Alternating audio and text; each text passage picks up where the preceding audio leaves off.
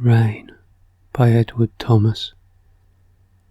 Rain, midnight rain, nothing but the wild rain on this bleak hut and solitude and me.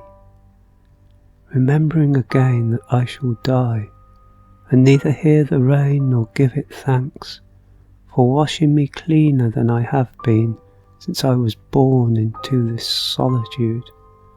Blessed are the dead that the rain rains upon.